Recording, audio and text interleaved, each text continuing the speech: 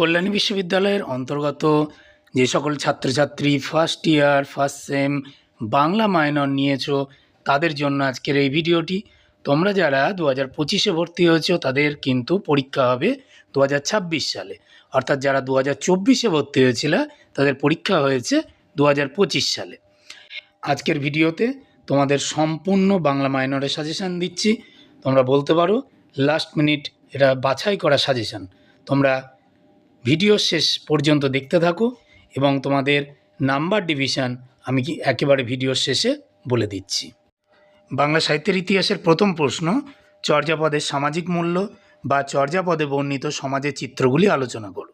2 নম্বর প্রশ্ন, চর্যাপদের কাব্যমূল্য বা সাহিত্যিক মূল্য আলোচনা। 3 নম্বর প্রশ্ন, টিকা লেখো সন্ধ্যা ভাষা। 4 নম্বর প্রশ্ন, শ্রীকৃষ্ণ কীর্তন কাব্যকে আখ্যানধর্মী কাব্য বলা হয় কেন? 5 নম্বর প্রশ্ন, শ্রীকৃষ্ণ কীর্তন কাব্যের কাব্যমূল্য বা সাহিত্যমূল্য আলোচনা করো। 6 নম্বর প্রশ্ন, প্রাক চৈতন্য যুগের একজন কবি প্রতিভার পরিচয় দাও, যেমন চণ্ডীদাস। 7 নম্বর প্রশ্ন, বাংলা সাহিত্যে বিদ্যাপতির অন্তর্ভুক্তির কারণগুলি আলোচনা করো। 8 নম্বর প্রশ্ন, বৈষ্ণব পদকর্তা গোবিন্দ দাসের কবি প্রতিভার পরিচয় দাও। 9 নম্বর প্রশ্ন, কাশিরাম দাসের কবি কৃতিত্বের পরিচয় দাও। 10 নম্বর প্রশ্ন, বাংলা ভাষায় রচিত প্রথম চৈতন্য জীবনী কাব্যের গুরুত্ব বিচার করো, চৈতন্য ভাগবতের।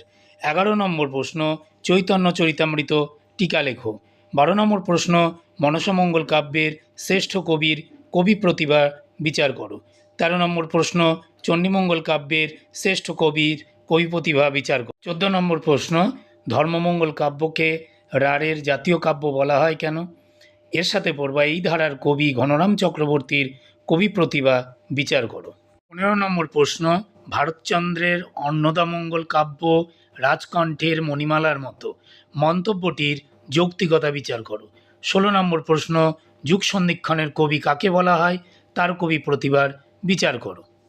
বাংলা ভাষাতত্ত্ব থেকে প্রথম প্রশ্ন, ভাষার সংজ্ঞা ও বৈশিষ্ট্যগুলি সূত্রাকারে আলোচনা করো। 2 নম্বর প্রশ্ন, বাংলা ভাষার উদ্ভব ও ক্রমবিকাশের রূপটি আলোচনা করো।